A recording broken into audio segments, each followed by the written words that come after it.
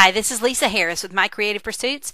I don't know about you, but I absolutely adore using doilies on my paper crafting projects, whether they be layouts or cards.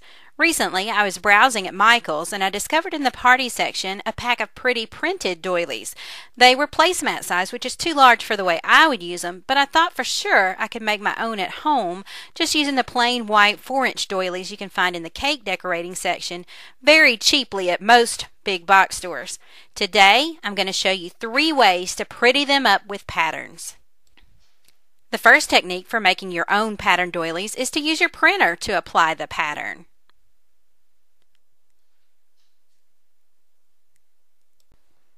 First, choose your pattern background. I have this pretty blue one in my little small digital scrapbooking stash, but you can easily find background images by doing a Google image search or just looking through the clip art in your word processing program. Size the image to be just a little larger than your doily, in my case about 4 1/4 inches. Next, using the shape drawing tool in your software, draw a square shape right over your background image. Be sure the fill is set to white and the outline is set to thin. Then print this box on a sheet of plain printer paper. Using repositionable adhesive, position your doily centered inside the printed box and stick it down.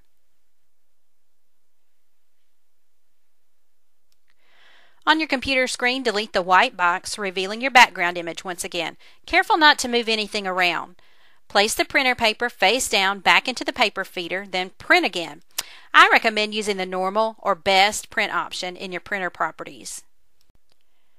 Your background will print right onto your doily. Carefully remove the doily from the printer paper and it's ready to use. I even like the negative image. I'm thinking I'll save it to use on a future project. And here's my printed paper doily on a layout. The color is just right to go along with my February scraps and stash supplies.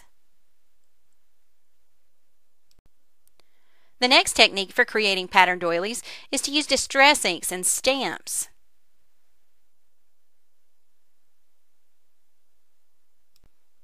You'll need a foam sponge or blending tool and your favorite color of distress ink. I used Salty Ocean. And of course you'll need a plain white doily. You'll also need a background stamp, a clear embossing ink pad, and a spritzer with water. Start by sponging on the distress ink. Go for full coverage of your doily, working into the little crooks and crannies with your sponge. Next, ink up your background stamp with the clear embossing ink. Then, spritz it generously with water. The embossing ink helps hold the water in place on the stamp, and it's actually the water that's going to react with the distress ink. Press the stamp firmly onto the inked doily. You may have to lift it up and apply it again on one edge if your background stamp isn't quite wide enough to completely cover the doily. Then, watch the magic happen. The distress ink will begin to react to the water and the pattern will begin to show. Your finished doily will look something like this. Don't you love it? And here's the card I made using my distressed doily. I am loving the pop of blue against the reddish orange. Just makes this card sing. The third and final technique for creating pattern doilies is to use embossing folders and inks.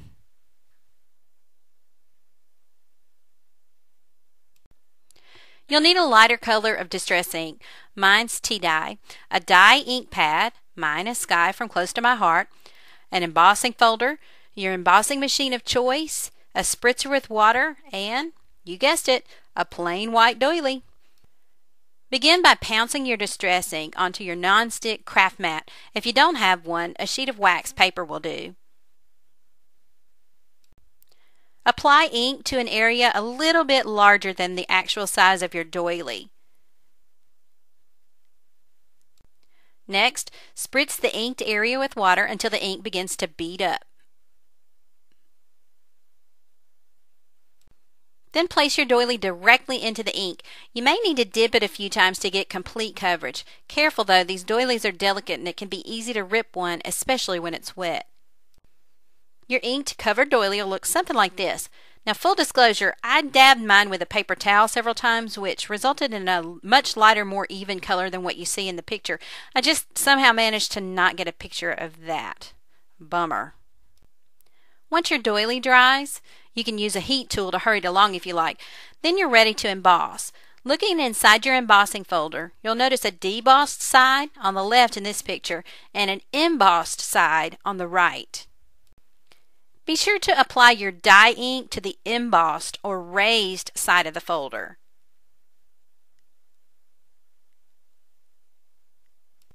My ink color is so light that you can barely see it in this photo, but if you look closely, you can see the traces of blue on the right side. Next, place your doily inked side down over the inked side of your embossing folder. Then make your embossing sandwich.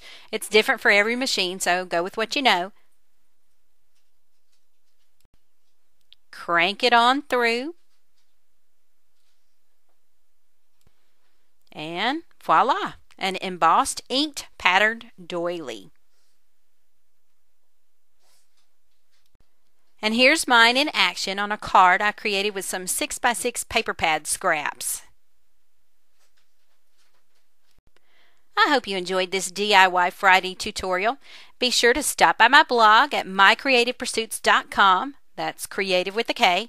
While you're there, sign up for my email list and get my free guide, 10 Easy Steps to a Killer Stash Kit. Or visit me on Facebook and let me know you saw the video. As always, please be sure to like, share, and follow me on YouTube so even more scrappers and crafters can hear about videos like this one. See you next time.